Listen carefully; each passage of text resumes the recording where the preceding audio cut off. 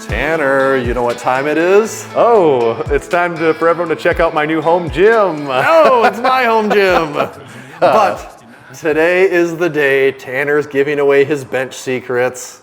And I'll maybe add something on to the end too, but Tanner's I think will be more profound because, Tanner, you've put up a big bench in your day, haven't you? Oh, I've benched all right a couple of times. I don't know, probably not world record setting, definitely not, but it is, you know, I mean, somewhere, somehow it's a powerlifting record. I have held state bench press records before here in South Dakota. But in all seriousness, you have benched in the gym 475 is my best bench in the gym. In competition, it's like 450, 450 something. Should have been like 460 that day, but hey, it wasn't quite there on meet day. You know how that always goes. next time. So, that being said, you do know a thing or two about benching. Yeah. So we're going to talk about, Tommy and I are both going to talk about our favorite bench cues. We've done our favorite squat cues before. The people demanded, they said, okay, enough on the squat cues. What's your favorite bench cues? And that's what we want to talk about. So, and we have both benched a little bit, and we're here in Tommy's home gym in Massenomics Satellite Gym in South The doors are South wide Dakota. open. We got the breeze coming in, that Dakota breeze. Yeah, that sweet, sweet Dakota breeze. And we got Tommy's home gym set up here, and we actually even talked about, hey, do we need weight on the bar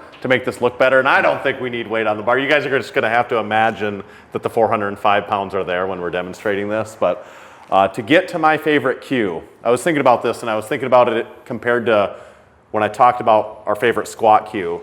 And I thought, well, a cue should at least be able to be drilled down to this concise thing. Like, we're saying a cue, so like, what is the cue?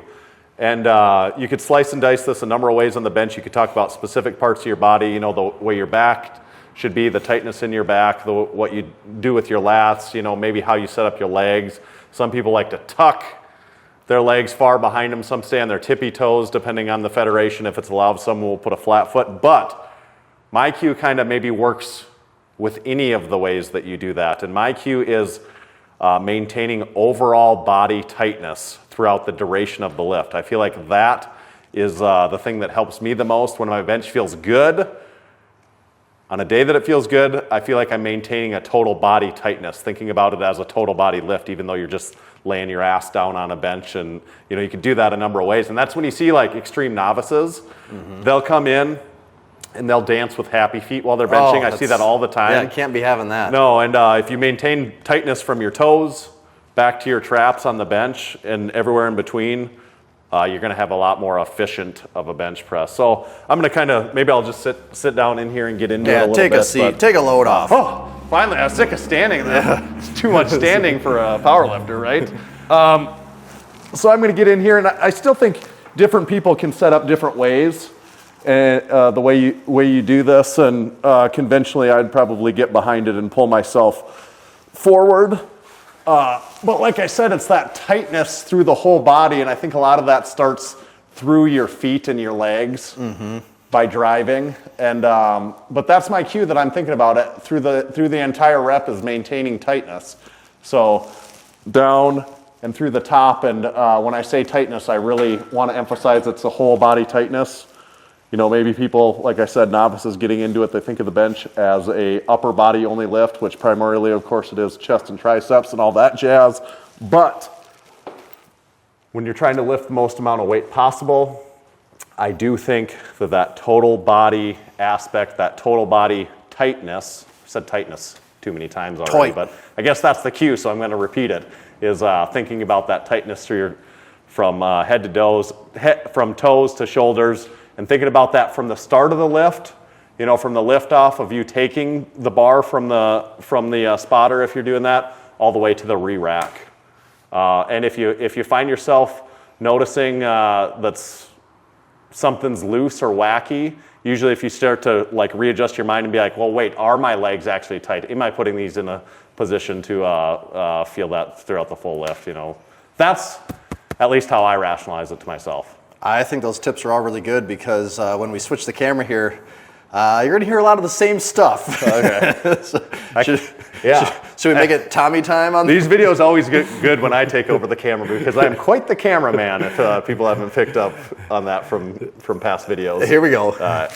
Oh, Tommy made the mistake of giving me the camera again. Here we go again. Well, this is going to sound a lot like I just repeated the guy that. Well, what's your bench history though too? Because we've been lifting for a while here. All right. So not the world's best bencher, but my best bench in the gym is 350. Yep. Best bench in a meet is what's the kilo? 323 or whatever the kilo breakdown is. I always forget those numbers, but 320, low 320 something. So, yeah, it's 420 is what it comes out to. Yeah, That's the same joke it I always use in the rounds up. Yep. Never gets old. So yeah, I'm the exact same way as Tanner is. I think that initial position is so vital on the bench, and I honestly don't have a ton to add here, but I will just reinforce a few things that for me. When you're getting in that starting position, a lot of people take a lot of different ways. You'll see some guys, they'll lay back and they'll be putting their feet up on the bench to get tight. We have a few guys at the gym that do that. I've never enjoyed that one as much, but what's always been reliable for me is to just start, behind the bar and just pull yourself into it. And another cue that this isn't even hardly a cue anymore, it's just a tip, is what's really helped me get my shoulder blades on is when I'm unracking the bar, is to lift my butt off and really push it in and then take the bar off and then set my butt down and get everything set. And I've noticed with that setup, I can get really, really tight. I can really be squeezing my glutes, have a ton of force into the ground, and then I can start the bench and feel pretty explosive. So my cue again is just getting tight, and the way I'd get tight is starting back here into the shoulders, butt up, really driving in, unrack the bar, bring your butt down, everything's set, and you're ready to, boom, you're ready to go.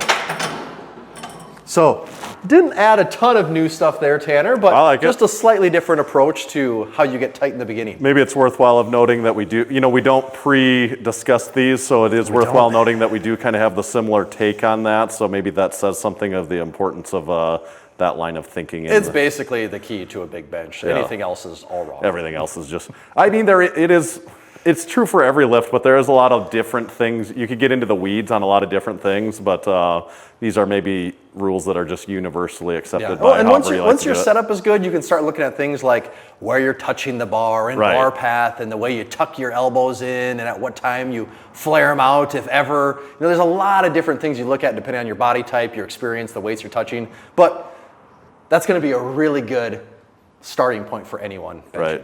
So we've done this now in bench, and we've had a squat one prior. I guess if the people demand it, we're probably going to have to do a deadlift cue at some point in time too.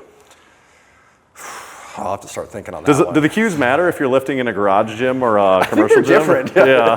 Once you're outside, the cues all change. These are the garage gym specific. We should have put the caveat on. These are outdoor cues.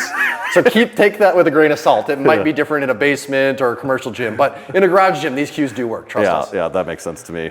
All right, is that all of our cues? That's it. Okay, if you guys want to see more of this, let us know in the comments. Do you have a good bench cue that we forgot about or we don't know about? Maybe that's the thing that's holding us back. Tell us. Make sure you're subscribing on YouTube. Listen to the Massenomics podcast wherever you get your podcasts. Follow us on Instagram and head on over to the website and buy some Massenomics gear. See ya.